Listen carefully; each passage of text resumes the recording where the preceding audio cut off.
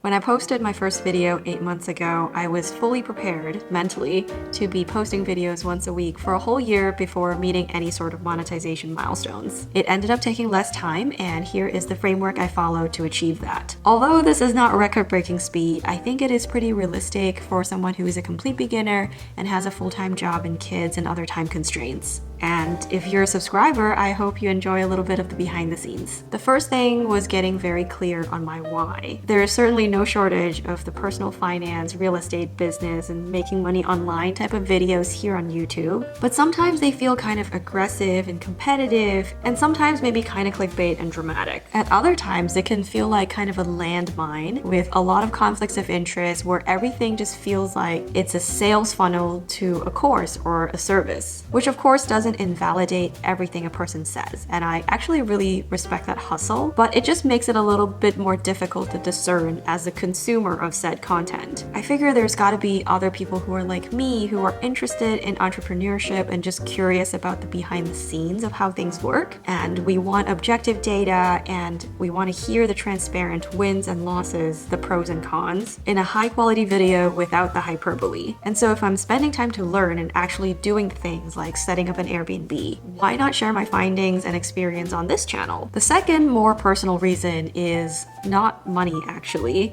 Money is nice, I'll take it, but this is really not the platform to make a quick buck. Any gains are very much on a long-term basis, and so in the short term, I just really appreciate that this gives me a little bit of a creative outlet, that there is a platform for me to share the things that some people might find boring, but other people might find really useful, and I get to share that in my own words, in my own voice. I also just like the process of figuring this out. I think the learning itself is fun, and hopefully I can gather a community that resonate with similar values and face similar challenges that I do. Having these really clear reasons why I think are a really helpful anchoring piece for when I'm trying to decide what to post next, whether I follow what I want to do versus what the algorithm is telling me, or if I'm conflicted with how I should and shouldn't be making money from this channel. The second thing I did was decide my monetization strategy. So here on YouTube, you need 1,000 subscribers plus either 4,000 hours of watch time or 10 million views on shorts within 90 days. I myself consume mostly long-form content. I like the context and the nuance and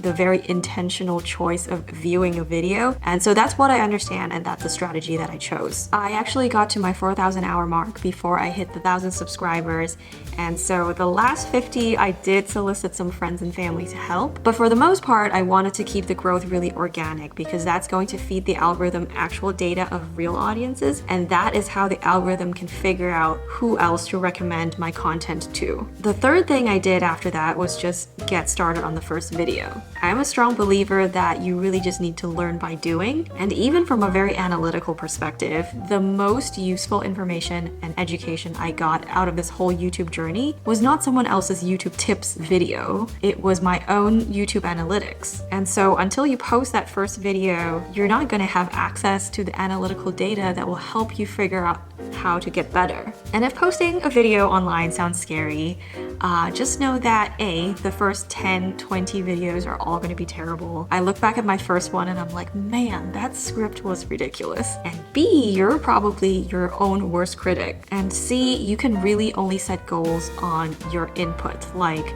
I plan to make 50 videos this year about once a week, not I plan to hit 100 subscribers in 2 months, which by the way, it took me 3.5 months to go from 0 to 100, while the remaining 900 took only 4.5 months. It's okay, it's not linear. The fourth item I have on my list is learning all the little aspects of how to make a good YouTube video as I go along. These are like the practical, useful tips, and there are so many of them that I can't really include in this video.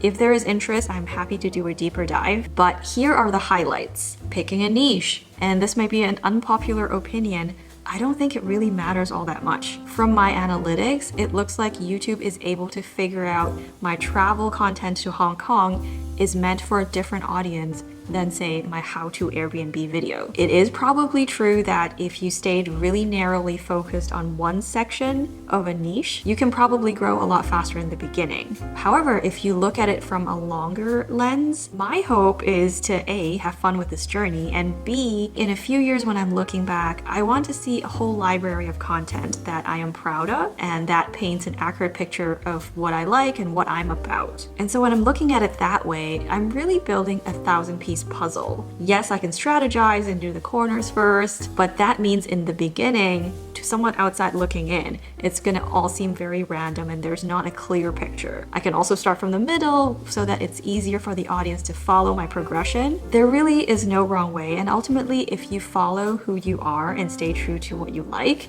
and I know that sounds so cheesy and so cliche, and if you're finding ways to provide value to the audience, I think it can work. And I would argue that this is a more sustainable approach if you want to do this for more than a year. All of that to say, I don't really think you need to be boxed into a small, narrow category. For topic research, this can be done by vidIQ, and this is not a sponsored video. I don't even use their paid version, but I just punch in a keyword or a topic that I'm interested in talking about, and I get to see what the competition is like and what the search volume is on a monthly basis. I then do a quick search on YouTube to just see what the other videos look like, what views they're getting, what their thumbnails look like, and is there a gap in that content. For thumbnails, I try to aim for above 7% for click-through rate. I don't always get there, but I do notice a huge difference on the algorithm when it is above 7 or 8%. I also treat the first 5 seconds of a video as an extension of that thumbnail experience because as you hover over it, it starts playing. For the title, my main thing is just to not repeat what the words are on the thumbnail, and I treat the title plus thumbnail as like one whole viewing experience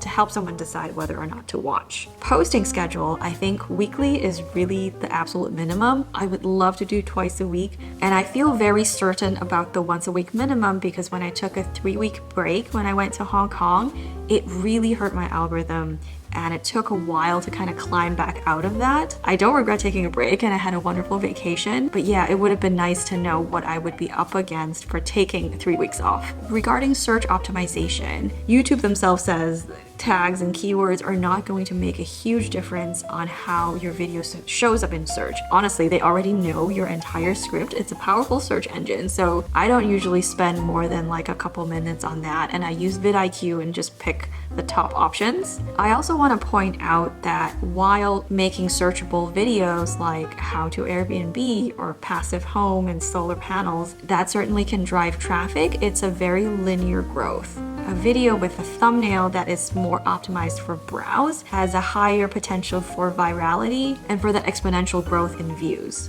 Scripting wise, I try to spend the most amount of time in the first 30 seconds, and a good goal for retention is maybe 70% of people still sticking around at the 30-second mark. It's not always achievable, but I do notice a difference when that first bit of retention is quite high. Equipment doesn't really matter in the beginning. I happen to have a DSLR, I know, so lucky, but for my travel videos, I just use my iPhone because it already has a pretty good camera. I try to use natural daylight as much as possible. Obviously not the case today. As a parent, daylight quiet hours are a really rare commodity. My first investment was audio and then an extra light, and I plan to build out as I keep going and start to make some money. Personally, I just found that there were so many ways that I can improve on my videos, like the scripting, the thumbnails, my talking to camera skills before the equipment even becomes a limiting factor. This brings me to talking to camera, which is completely unnatural. I think it's really hard for me to decide what voice to use. Like, am I presenting to a group in a lecture hall? No, I'm talking to a friend,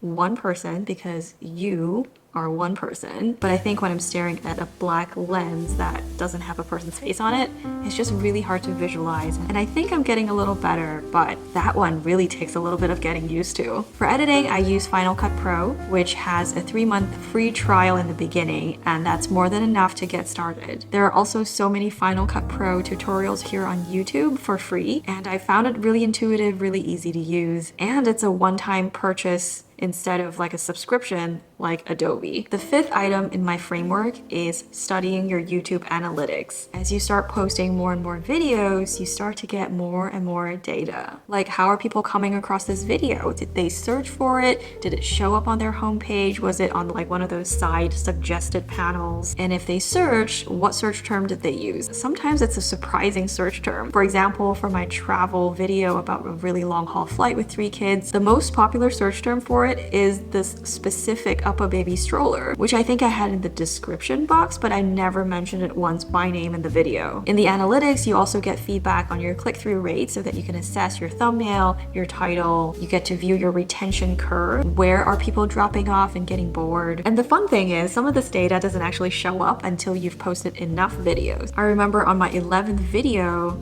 it started showing that this video is ranking number 1 of the past 10 videos in terms of views at this many hours after posting. And more recently, my retention curve starts to show a comparison to the past average. And I think all of those tools are really helpful in improving and figuring out where you can do better. It's also a little bit of a trap to make sure you're not tying your self-worth with these like seemingly objective metrics, but that is a discussion for a whole other time. Let me know though if you want a little deeper dive on the algorithm. I can talk about YouTube analytics all day, so leave me a comment and I will happily do it. This brings me to the last unwritten part of this whole framework, which is where I am today. Meeting monetization requirements is a really cool milestone, and I'm really happy to have gotten here, and also just so grateful that I am here because of your support. What comes after that, apart from continuing to learn and improve and make better videos, I don't fully know. What I do know is that I still prioritize the transparency and curiosity and all the reasons why for starting this channel in the first place. And as I navigate the many ways that I could make money online with a channel like this,